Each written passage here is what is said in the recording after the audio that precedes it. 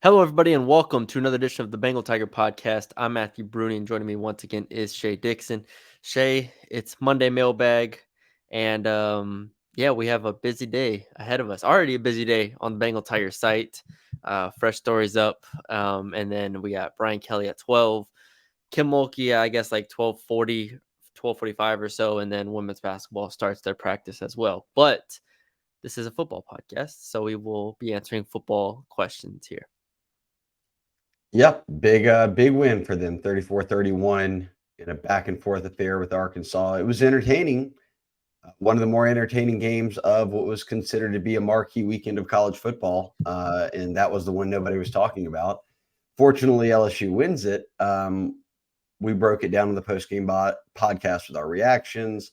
As Maddie B said, we've had a ton of news already flow in today with basketball recruiting, football recruiting. I've got some football recruiting tidbits coming. I've got some thoughts on the team from digging around with sources that'll hit the Bengal Tiger on Mondays. So as we get ready for Ole Miss week, I did want to say this: it is $1 for a month, and we are growing at a big rate right now. So if you're not a member of On3 and the Bengal Tiger, $1 for a month or 50% off right now for the whole year is our Ole Miss week deal. So check us out at the Bengal Tiger. That's where we hang out and write and chat all day when we're not on this podcast.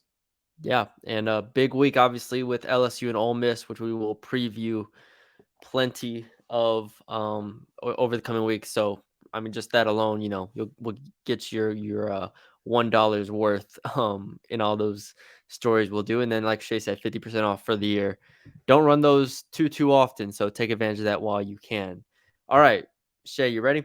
Yep, let's get it going. And as always, I promise to stay under an hour. This time we will. I've We been have to. bad about counting how many posts are on an actual page before, but we did not hit a page 2 here, so we're good. And if we don't make it under an hour, then we're not making it to Brian Kelly. So, That's or correct. I'm not. That is correct. Okay, so let's get rocking. Capital City Tiger 21. He makes it easy out of the gates. What's your dynasty team in NCAA? NCAA football will be coming back this summer, I guess it is, Yep. and it's bringing NCAA 14 was the final game. So people have gotten updated rosters, all that. But in your heyday, who was your team?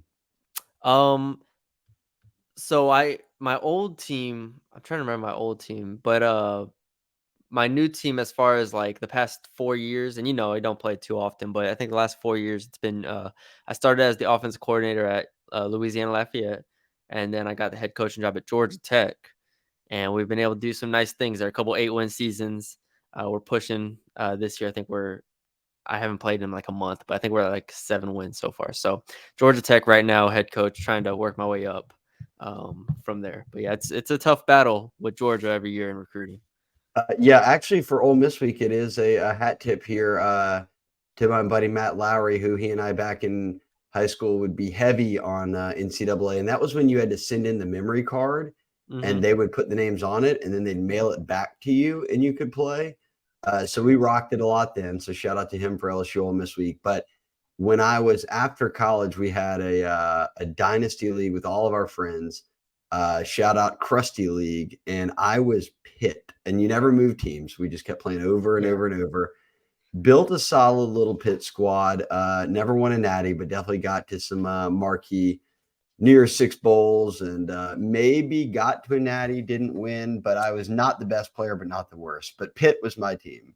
I remember NCAA 13, which I played for a long time because I didn't get 14 initially, but 13 for a long time. Washington State was my team, and we were very, very good over there. That was very happy moments in my life. Good times. It'll be back soon enough. But until then, we keep the old PS3 out and load up 14, and you can play it anytime you want. Yeah. All right. But then he follows it up. Here we go. A real question. Or that was a real question. A real question about LSU. Very simple. What are the answers to the problems on defense? I'll keep my thought brief. If I'm diagnosing the problem as defensive backs, and to a degree, talent or maybe lack of talent that you're used to at LSU at defensive back, if you're asking me for an answer, I think it's through recruiting, and I don't think that happens this week or next week or the week after. Like it is what it is this year, and it's on the coaches to scheme it up in a way to where you can get the best out of those guys because it is not as a group. I'm not singling anyone out here. As a group, it is not the standard of what LSU's used to as DBU. Yeah, I think that's the right answer.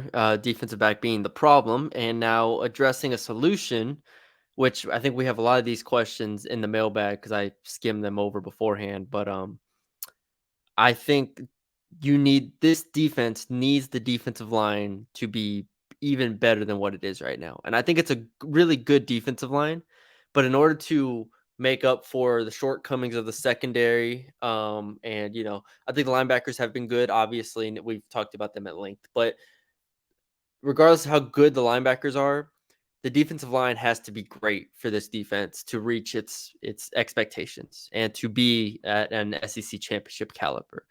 Um, for whatever, I think Mekhi Wingo has still been very, very good, but then you have other players kind of rotating in. Some of them are good, some games, some of them aren't. We're waiting on Mason Smith, which we'll get to later. The defensive line to me has to be great, and I know that's a high standard to have, I guess, but ultimately the rest of the secondary is not good enough right now, especially with Greg Brooks out. And so, how do you make up for that? To me, the defensive line has to be even better. They have to be better than they were against Arkansas. That's for sure. I'd said in the offseason too that the one thing they couldn't have happen was someone go down at Yep. safety.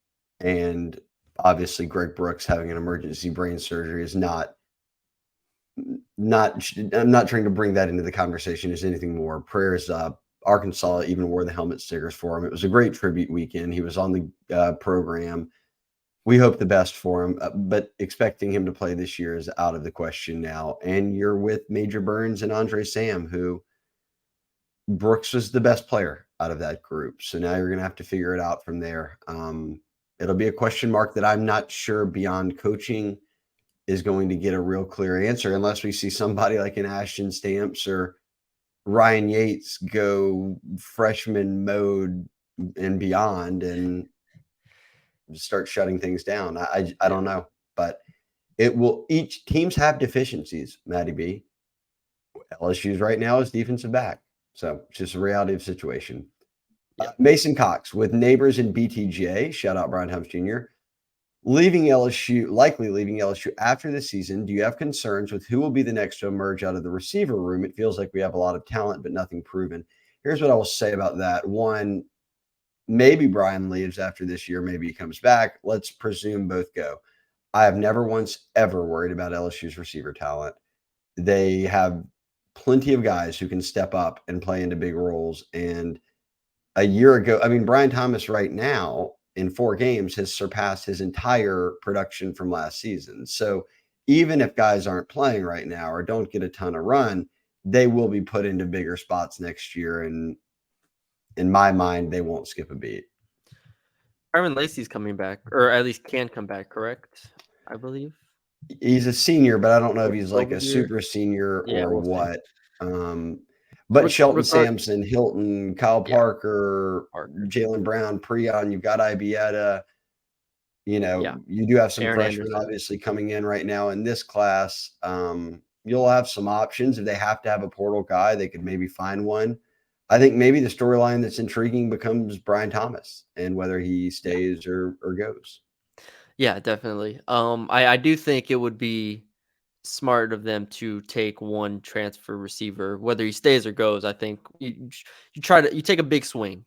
I think that's what I would do. I And think the we've talked about that in the portal podcast a lot. It's like there's different categories. There's positions where you need transfer portal players, and then there's positions where you may just take a big swing, and if you hit on it, cool. If not, then okay, you don't need it. I think that's kind of where LSU is at receiver. And another thing here is I looked up the top 15 receivers in college football right now. I think 6 or 7 were from Louisiana. So there could always be a chance of bringing a portal guy home. But it also drives home the reality that Chris Hilton, Ibieta, these young guys you got on roster from Louisiana turns out elite receivers. Like just keep churning them into the roster or through the rotation, I should say. So that is not a concern for me at this moment. Me neither. Mason Cox also asked, with another great week from Logan Diggs, Has LSU found a true RB1? Matty B. Diggs goes for 97 yards on 14 touches. They didn't throw him the ball this week, but he averages 7 yards a carry. He has a huge one in the fourth quarter. The answer is Yes. yes. And which it's been yes. I've been on Logan Diggs is going to be running back one since he committed here. Since you watch his tape from last year, I just think he has too much polish. He has too much experience, I guess. We saw last year at Notre Dame what he could do. There's nobody on this roster that could have done what he did at Notre Dame last year, and that's understanding. All these players can play their role. Josh Williams, John Emery, go down the list. But to me, Logan Diggs has always been the most talented back outside of, if you get to projecting some players in like Caleb Jackson, but he is very, very talented. We see the running game elevate when he gets the ball, and I think that that's what you need from running back one here. And I agree. As I said, yes, Logan Diggs is RB1. And then you sprinkle in Josh Williams and Caleb Jackson, which is exactly what they're doing right now. NolaFan 33, and he lays out some good extra stats here to put things in perspective.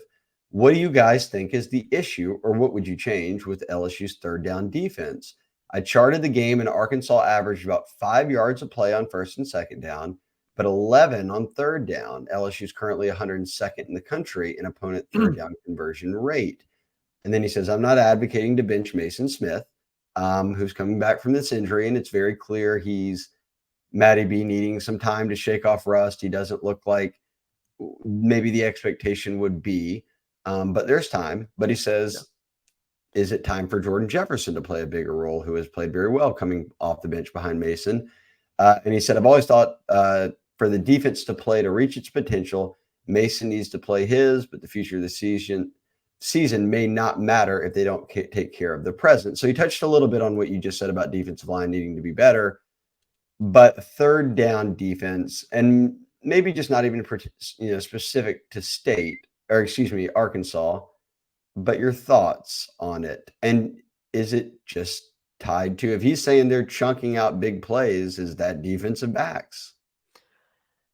I mean, it certainly felt like it at times when either receivers were wide open or, busted coverages happen on third downs. To me, I'm still, I think what I said in the opening is going to carry a lot of weight with me throughout this podcast and throughout the season. It's the defensive backs are the defensive backs. Now you have to figure out what's the most likely avenue to mask your deficiencies. To me, that is with pressure. That's with defensive line. I think that's why we saw Deshaun Womack at times last game. I think they're looking for answers to how to unsettle a quarterback when your defensive backs really can't hold up. And so I think we see more Deshaun Womack. Like you said, I think we see more Jordan Jefferson, even though I think of Jefferson maybe more as a run stopper in certain instances. Womack, Perkins, Wingo, Swinson had a great game on Saturday. Those are all guys that are going to have to step up and be elite in order for this defense to kind of, like I said, mask its deficiency. And so I think on third downs where it's potentially obvious passing downs, if you're not getting home with the pass rush, you are not in a good spot right now, as we've seen. And it's tough to bring KJ Jefferson down. They had multiple times they could. He's a big kid, scrambled out, made some big plays. I also do think that House plays multiple different schemes, and zone is a big part of what they do in the defensive backfield. And sometimes it's worked. Sometimes against like Arkansas, they look totally lost. And after a busted play, it's just DBs pointing at each other like, you were supposed to be here. You should have had that. So communication or understanding assignments seems to be a struggle for them in spots. Can I also point out LSU to this point? I don't have the strength schedule numbers in front of me, but LSU to this point has played Florida State, Mississippi State, and Arkansas in 3 of its 4 games. I feel like that's got to be one of the harder 4-game opening stretches of anybody in the country. While they did play what we talked about after the pod is 2 of the lower tier SEC West teams, LSU is the only West team to have played 2 conference games. I'm trying to think. Like Florida State to this point has played LSU and Clemson and Boston College, so that's probably, tougher. But still, I'm like, there can't be that many more teams that have had a tougher first 4 games than LSU. And again, I don't think State's good, but it's still an SEC team. And again, Arkansas is not great, but I think they're decent. I think they have KJ Jefferson at quarterback. So it's just something I was thinking about. I let's see. I don't know if I can bring this up here, and it would be a reputable source. Are you And a in strength of fact, schedule? this was updated prior to the weekend, so that's actually not a good gauge. LSU was in the top 20 then, though, but I'm not sure where they'd be right now. I don't know if you have that metric somewhere. This team rankings usually does a decent job. I don't know. Team rankings has them at 6th. Okay, So so one of the tougher schedules out yeah, there. and Alabama's up there with Texas and Ole Miss. They're so Florida State's 2. Yeah, so I think that's about right. Walt05 says, this is going to be great here. He wants me to basically tell Brian Kelly how to do his job, which I'm not sure how that's going to go for me at this And press and conference. and spoiler alert to everybody listening, if Shay doesn't want to read it or it's kind of long. It's just to play all the freshmen.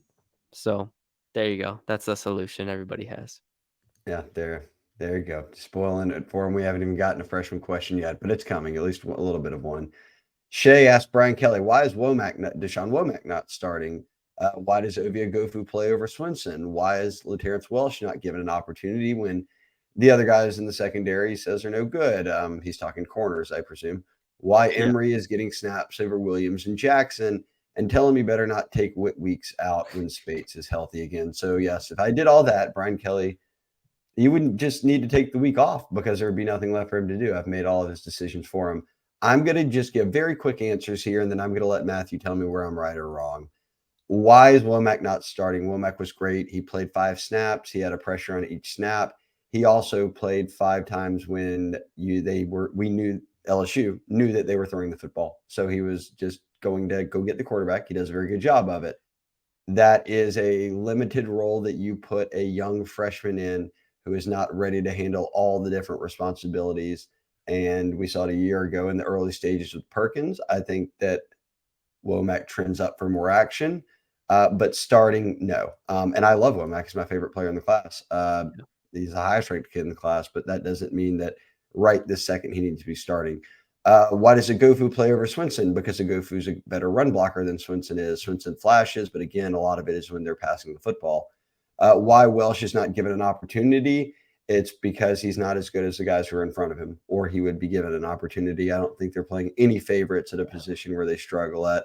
Why is Emory getting snaps over Josh Williams and Jackson?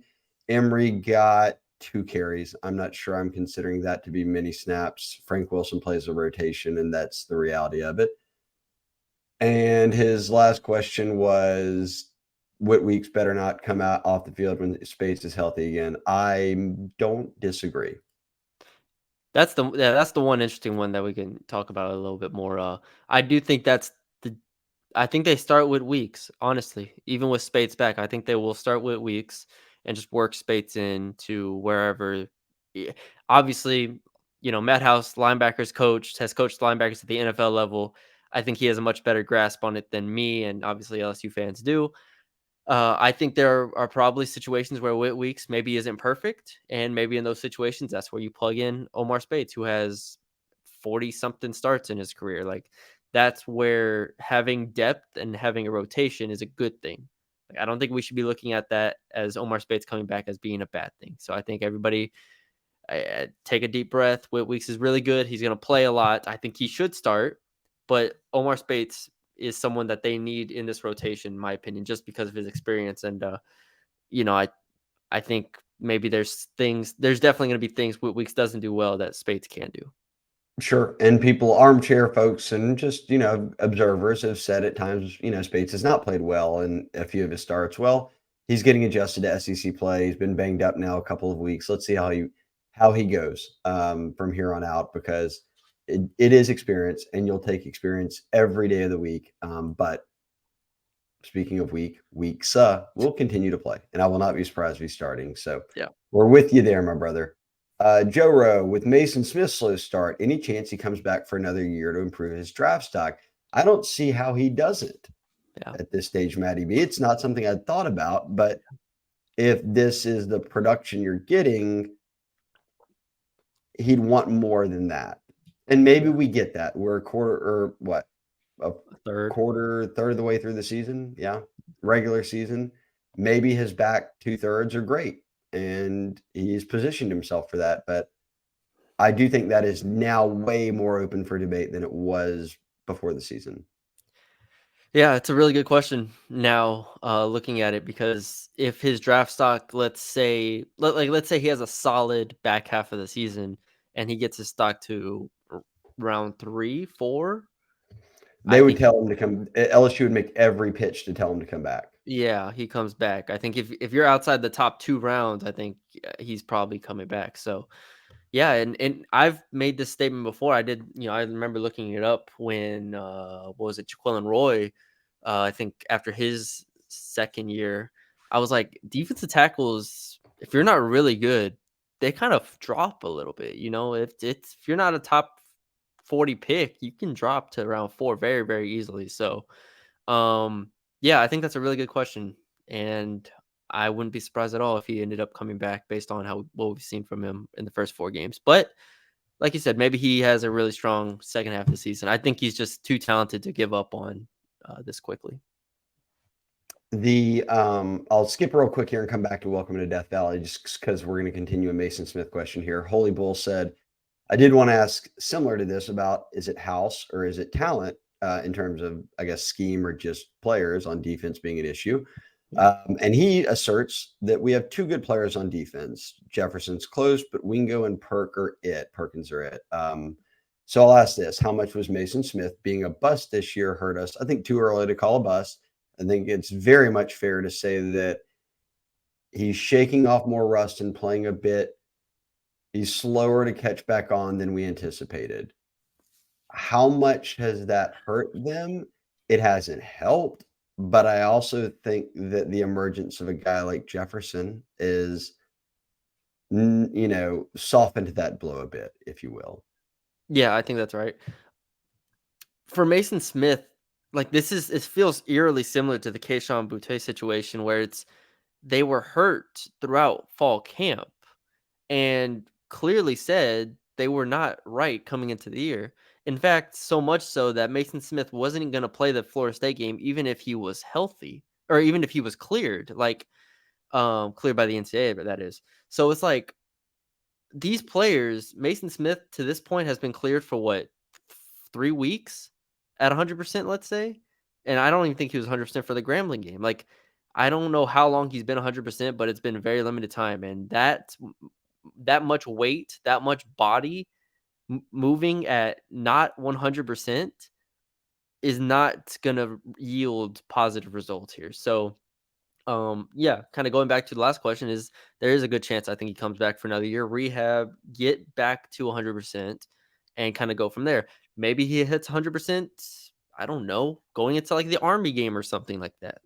That's also a possibility. But at this point, it's just like if you watched him as a freshman, if you watched him in workouts, if you watched him out of high school, like this is not the Mason Smith that we saw in those years, and it's very clear.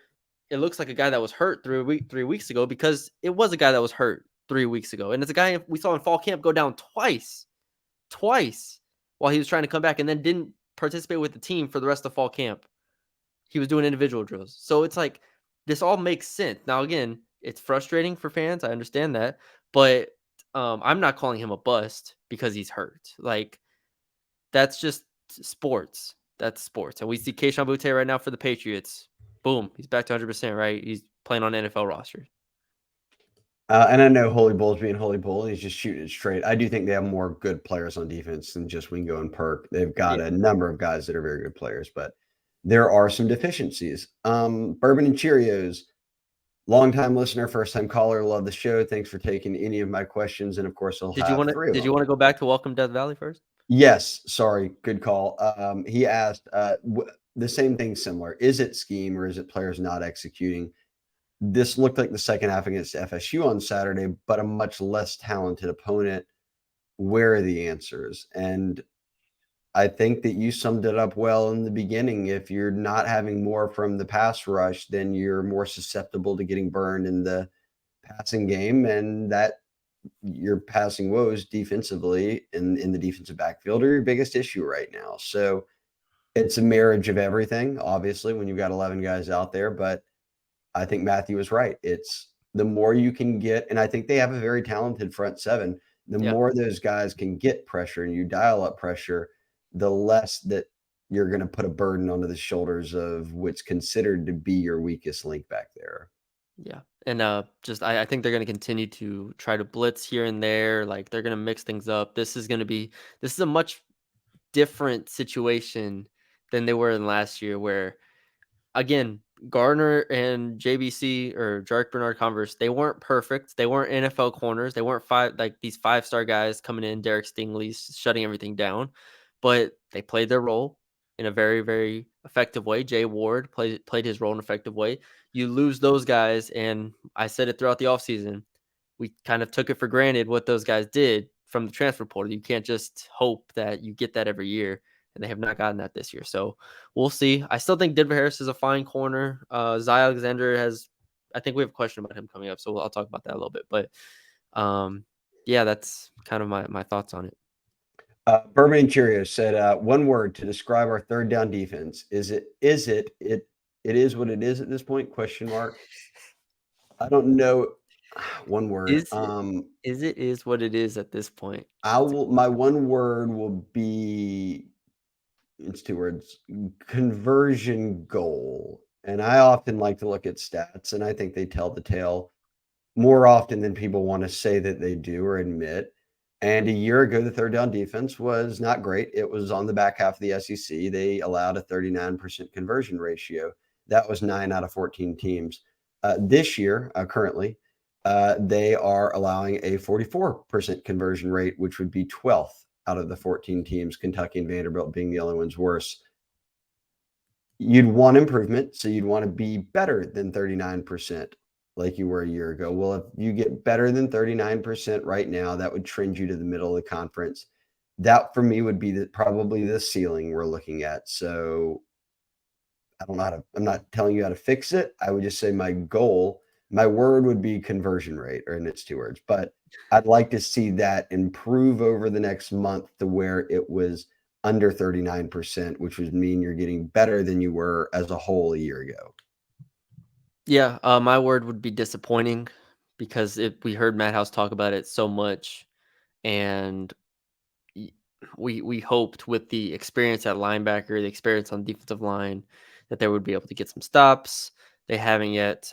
Is what it is at this point. I think they can. I think they can do better. I think they can do better than 8 of 13 against Arkansas. Like I think they can get people down to, like you said, 40%.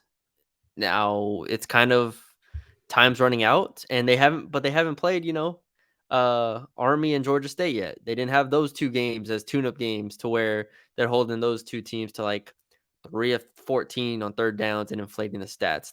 Like I said, they've had one of the tougher schedules through 4 games of anybody in the country. So I personally take that into account, even though I know it's LSU and we want to, win every game comfortably and whatnot. There are flaws. And like I said, when going into a Florida State game, the thing I love about playing good teams early is you get to see your flaws and we're not misled by some sort of facade of it being, wow, LSU's second in the country in third down defense because they've played Army, Georgia State, Grambling, and fill in the blank. Like, this is what we expected. Correct. And we said this all off season that the secondary was a concern. So Yep. if they're getting burned on third and long, it's not a shock. Um, he did have a couple more here. What did you earn your first detention for in school? I talked nonstop in classes in elementary school, and my mom was the principal of the school. So when I Yep. would get sent out into the hallways and have to sit there and miss class, my mom would always be roaming the halls as the principal. So then I'm double busted. Like my parents find out that I'm kicked out of class and I've been kicked out of class. So that probably repeated all the way until I got to middle school. Yeah, I talked a lot as well in elementary school. Up until second grade, I was not a good student, I don't think. But then parents straightened me out real quick, and I was good. And then I got one detention in middle school.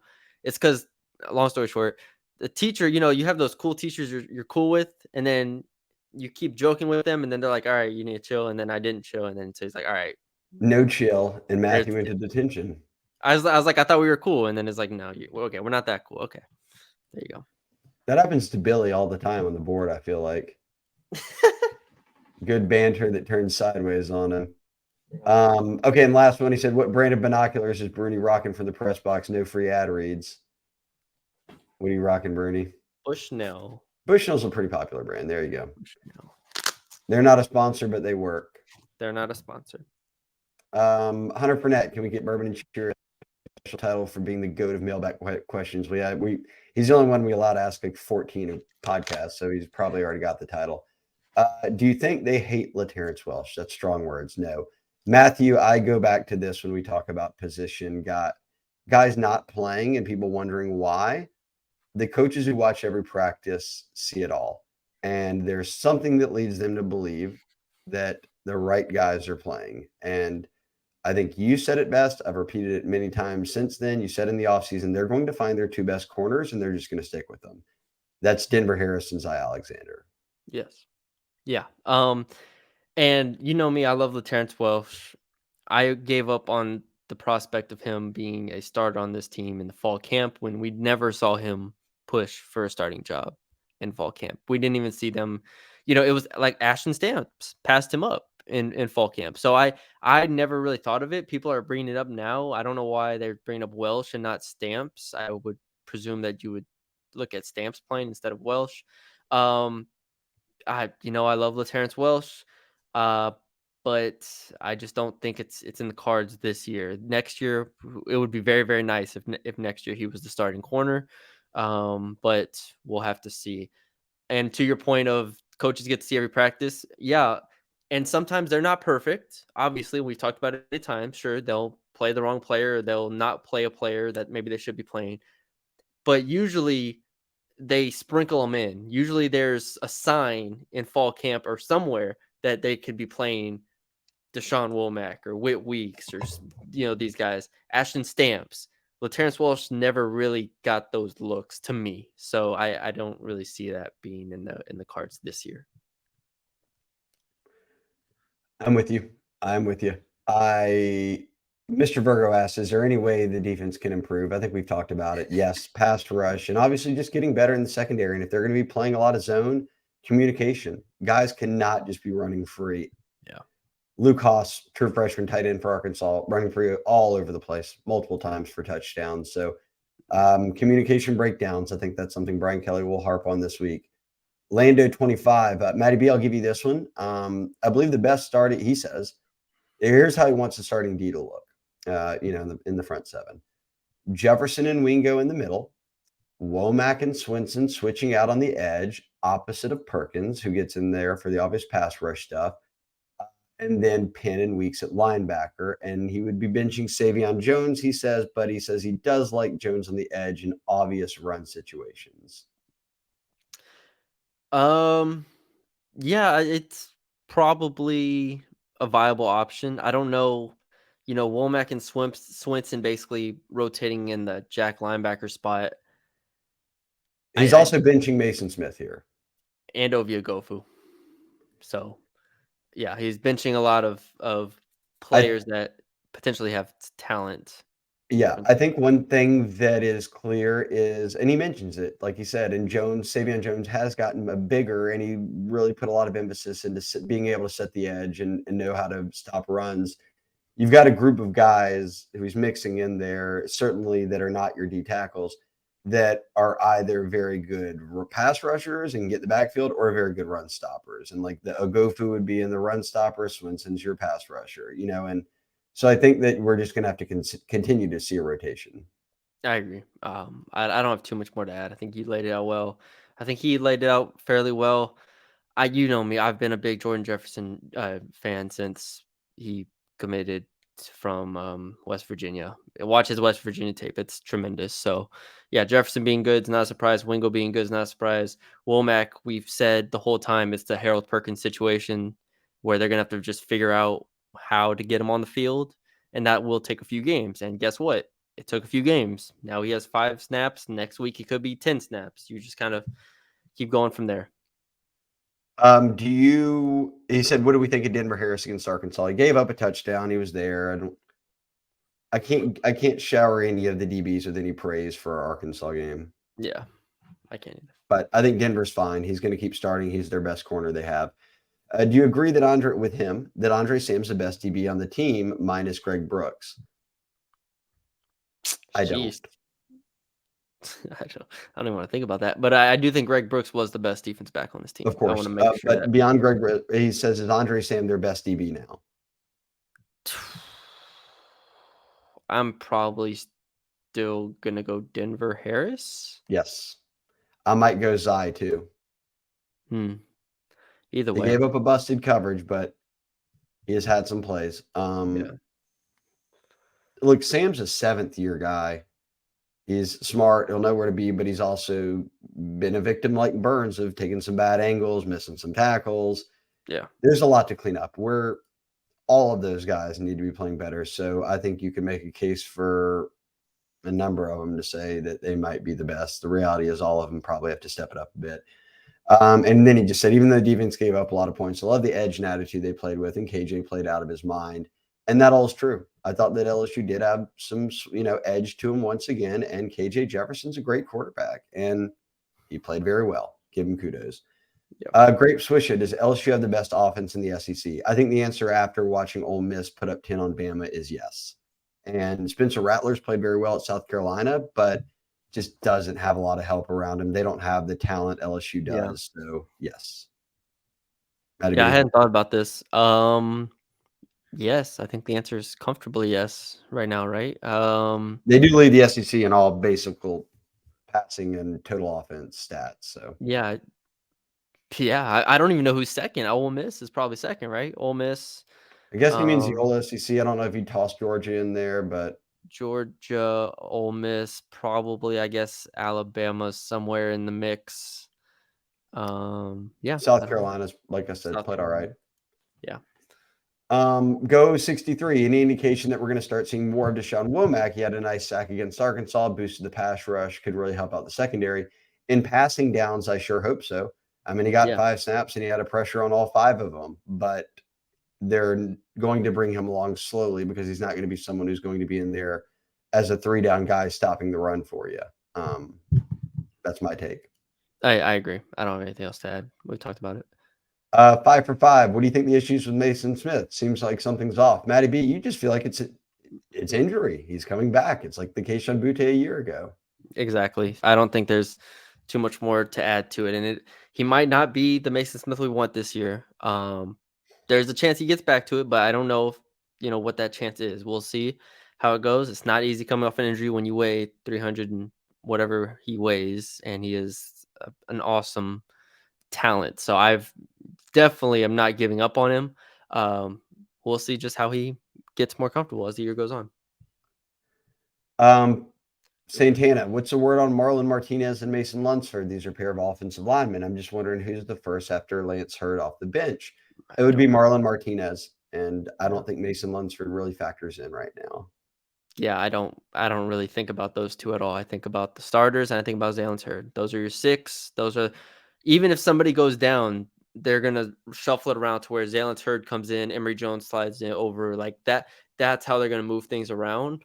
Martinez and Lunsford are the least of, and obviously, it's another point I made similar to the corners. It's like everybody wants to know about cornerback depth and offensive line depth. It's like you start your 5 players, you have a 6th in there, and Zalance Hurd didn't even play last week. So it's like you have your 5. If those 5 are healthy, those are the 5 you're playing. Depth is it's not overrated because obviously injuries happen, but like if you got your 5, you got your 5. Yes, they do. And I think the only curious part would be if Charles Turner was injured, would it be Marlon Martinez at center? Would they play a true freshman in DJ Chester? So that'd be interesting. Mighty Jethro, is the only way to win games this year to try to boat race teams.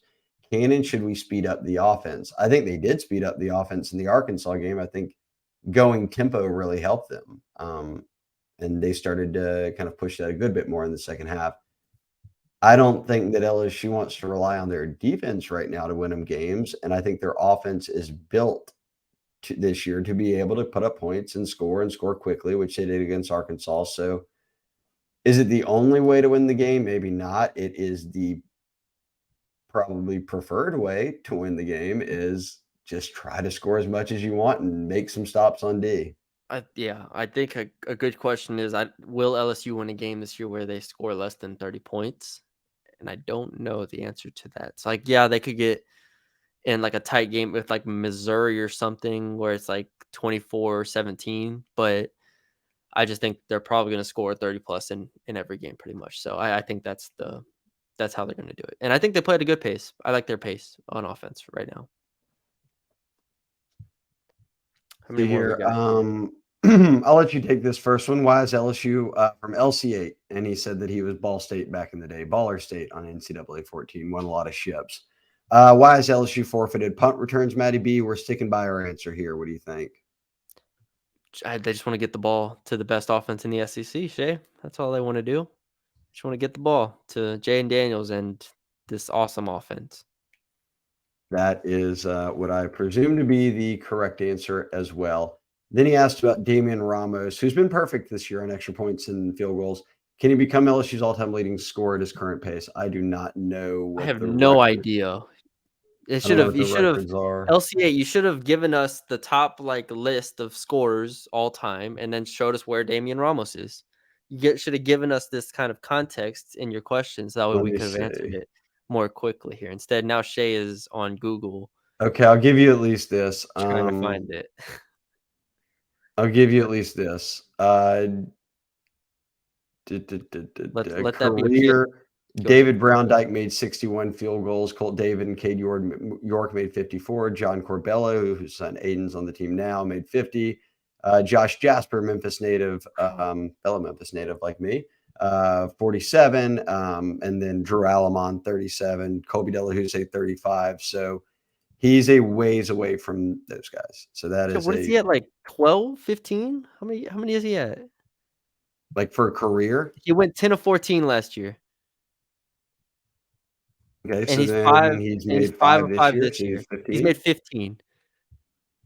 Am I being So, trolled? and the leader has 61. Am I being trolled right now? What is happening? Maybe so. LC. We Okay. may be getting trolled. All right. Well, we just spent 2 minutes on that question. Thank you, LC8. All right, moving on. Mike the Tiger 10. Teams continue to scheme Perkins in the slot for coverage. Kiffin will do the same. Do you think they'll work Perkins back into the linebacker group with down and distance role on the outside? And he thinks they'll see more of Womack on passing downs. He looked good. Your thoughts there on if they're going to do any more toying around with Perkins? No, it's a fascinating question because that's something I want to look at a little bit more going into this week. But with them being in that 4-3, they basically negated the nickel spot and kind of just put Perkins out there. So I'm going to look at that a little bit more closely. But I don't think with Greg Brooks out, I really don't think they want to play like Ryan Robinson. I don't think they don't seem to trust Sage Ryan that much. I think they're in the 4-3 for better or worse and going to kind of try to figure it out from there. So you've Mike the Tiger. You'll have a Matty B film breakdown coming your way. Seawalk 54. Whit Weeks has to have earned the right to be a starter at this point. And then he said the 40 jersey is magical for those linebackers. Yes, I agree. We both say that we think he should be starting as a true freshman. And then he asked, why did Josh Williams only get one carry, especially when it went for a big gain? He's correct. He had one for 41. They got pass happy, Matty B, in that one. And there were times even early when they were down 13-3 when it was like, just run the football. Like Logan Diggs had popped off some runs. Josh Williams popped off a big run. But like I said, Logan got 14 carries. When Jaden hits double-digit carries, the rest shrink and threw it 30 times. And Caleb Jackson gets 2 carries. Emory gets 2. We're going to just keep going back to this theme. If y'all want Logan Diggs getting double-digit carries, then the other guys are going to get 2 to 6 carries a game. Yeah, I agree. And that's just how it is. All right, we're gonna have to speed this up here. Let's get it rolling. Coach K7, he asked about Mason Smith. We've already talked about that. And then he asked about Quincy Wiggins. Do we see him as a transfer portal guy? He's a redshirt freshman. I mean, it's just so easy to way too early to say anything about that. Yeah. So I don't know. I mean, Maybe we get to see him sprinkled into some games in the coming months or weeks, but I do know that he was a late bloomer in high school. He was going to be a developmental guy. You were banking on upside, and he is playing the most crowded position on LSU's team right now. So defensive Yep. end. I wouldn't write him off yet. Yeah. TR3RO, with the way the defense looked the past few games, do you think it's scheme or players? We talked about that already. Secondary is forced into uncomfortable zone instead of man. Defensive line is two gapping instead of just rushing. I think these are all things that Matt House is going to have to dive deeper into, especially as they play different teams like an Ole Miss, who will run the ball with their quarterback, they'll run the ball with the running back, but they will absolutely open it up and throw it. So this Yep. week will tell us a lot more about adjustments being made, in my opinion. Mango Mountain, Matty B, take this. Zy Alexander, how do you think he's played so far compared to expectations? Same for Deuce Chestnut. Deuce Chestnut doesn't even play anymore, so Yeah. I mean, Deuce would have gave up a touchdown if it wasn't called back for the holding. he Remember did give that? up a touchdown. They got called back Yes. on a holding. So Yeah. yes, but his snaps have gone from starting at Florida State to nothing since. Yeah. Yeah. Zai to this compared to expectations, maybe slightly worse than expectations, but I mean, I didn't have high expectations coming into the year from Alexander. I didn't even think he was going to be the starter. I think when over the summer when I thought it was going to be Denver Harris and like Deuce or JK or LaTerrence, one of them, and Zai ended up winning the job. Congratulations to him. But it's kind of evident he's limited. Like I said, he's limited in a few ways physically, and I think just not quite elite, which is fine because I wasn't expecting him to be elite. We're starting to hit some of the matchup same questions, so we're going to be able to roll right through this. Go Tigers 8 asked in the running game. I felt like the running game stalled when Emery was forced into the game. Any thoughts on why he got carries over Williams Jackson? He got 2 carries, so and they're going to rotate the guys in. Emery has sparked plays before. Yeah. If he doesn't get any sparks, they're not going to play him anymore. And that's just the reality of it. He got the same number of carries as Jackson and one more than Williams. Cleve B 33. Do you think Matt House and BK realize that off coverage zone isn't working? I would be floored if they don't sit through film study and see where their deficiencies are. So, like we've both said, Ole Miss will be a very good test to see what type of adjustments they want to make. Gochella, Matty B, I'll let you take the first one. Does Jordan Jefferson see more snaps over Mason Smith? Yes, I think at some point. Yeah, I think I want to ease, like he says, I want to ease Mason Smith back into it. I just think Jordan Jefferson is much better against the run, but a lot of their problems are getting to the pass rusher right now with 4, which I think Mason Smith has the potential to do. So it's an interesting balancing act. I said, what happened with Aaron Anderson on punt returns? All the offseason hype and the coach saying he would be the guy, and he's had 2 tries. I don't get it either, but we're beyond it now. It's water under the bridge. They very clearly are going with Greg Clayton, and for the reason that Matty B said earlier, they just want them to catch the ball, give it back to the offense. Yeah, It doesn't mean you have to agree with this strategy. It just means that's what they are going to do every single time. They did it last year, and they're doing it this year. yeah. And then he talked about zone not working. Why not just play man if you're giving up explosive plays anyways? Like I said, I want to see them make some, if they make adjustments there this week, because they are multiple back there. Do they lean more on man? T. Castine, looking at the defense next year, what will LSU be returning on all 3 levels? Oh, he did say my last name is pronounced K-Stang. Castaigne. Oh, Castine. Oh, K-Stang instead of Castine. K-Stang. Castaigne. Um, I don't know. I'd have to almost do a story on that. I couldn't even begin to think about what they're returning at all Yeah, levels.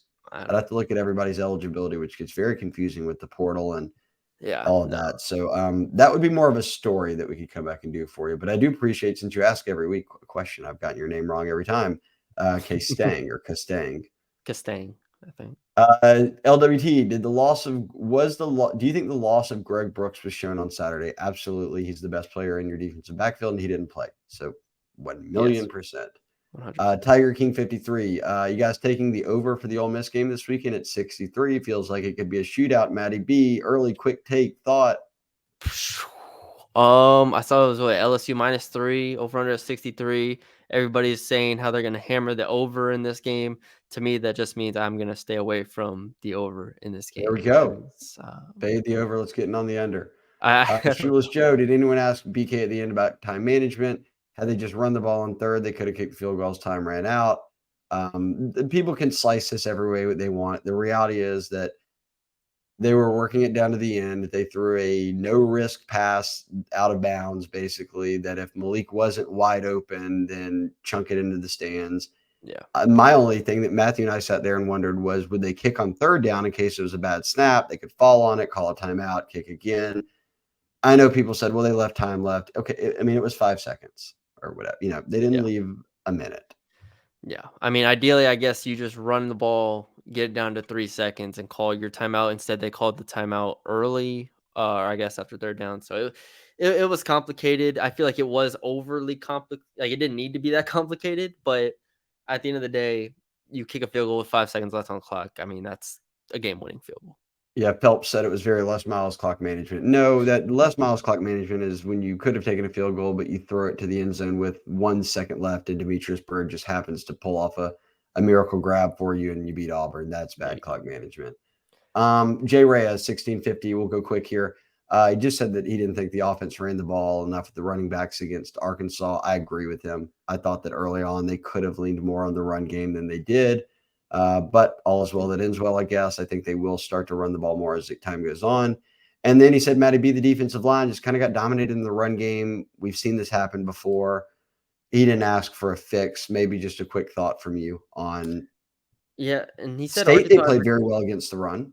yeah, and he said Arkansas averaged 6.5 yards per rush. They definitely did not. It was 3.7, and then if you take away the sacks, it was 5. So that's He might have been looking at LSU. LSU averaged 6.5 a LSU averaged rush. 6.5 yards per rush. Yeah. So I dominated is a really strong word. I'm not saying they got dominated. I don't think it was a great performance against the run, but it definitely was not a dominating performance. That goes back to what I said about the defensive line in general. It has to be elite.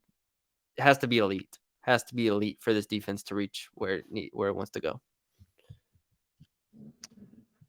Let's go Sex Haver or Haver, whoever knows with these guys and their names. I'm going to go Haver. He says same question as before, but he wants to add, is it scheme talent or inexperience? And he says maybe a mix of it all. Inexperience together, maybe, but Andre Sam's in year 7. Major Burns is in like year 4 or 5. Greg Brooks was a vet. Sage Ryan's in his 3rd year. Zy Terrence Alexander's Wells. in his 3rd or 4th. I mean, Yeah. it can't be inexperience. It's not Denver inexperienced. Harris is the least inexperienced guy. He played half a season last year as a midseason All-American. So I can't put it on inexperience. It's got to be I agree. between scheme and talent.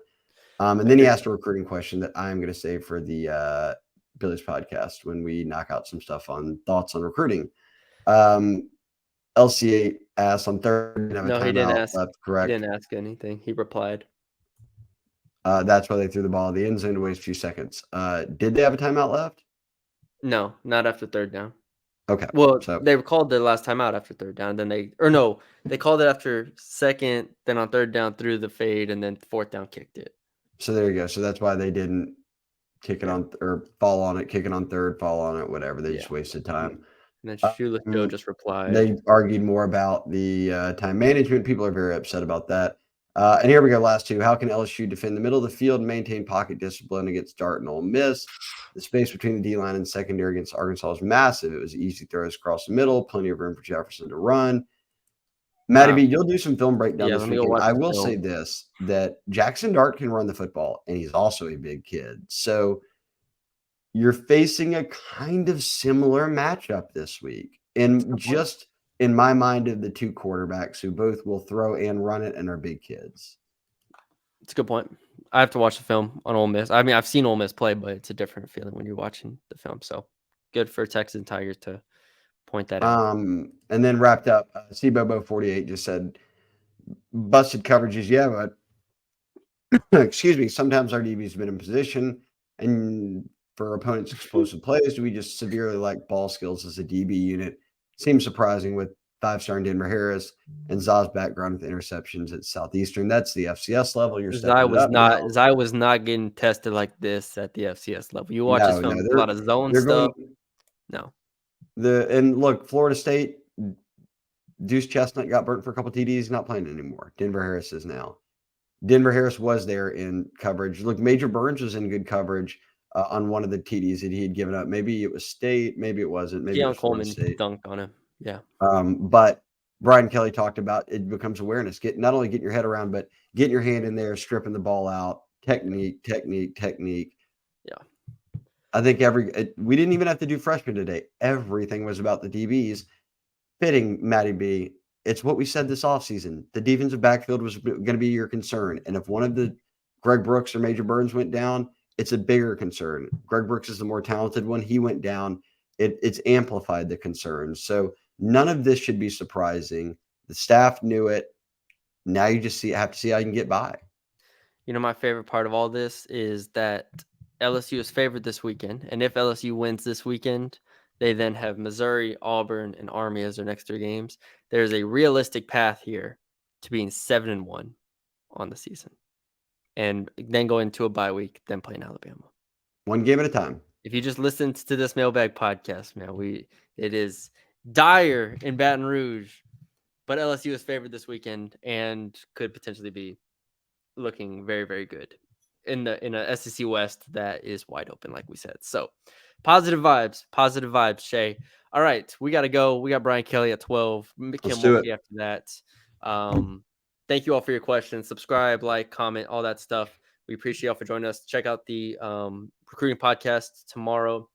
And then also, like Shay said, $1 for a month and 50% off for the entire year. So check out all of that if you're not already subscribed to the Bengal Tiger. Thank you all for joining us. We'll talk to y'all later.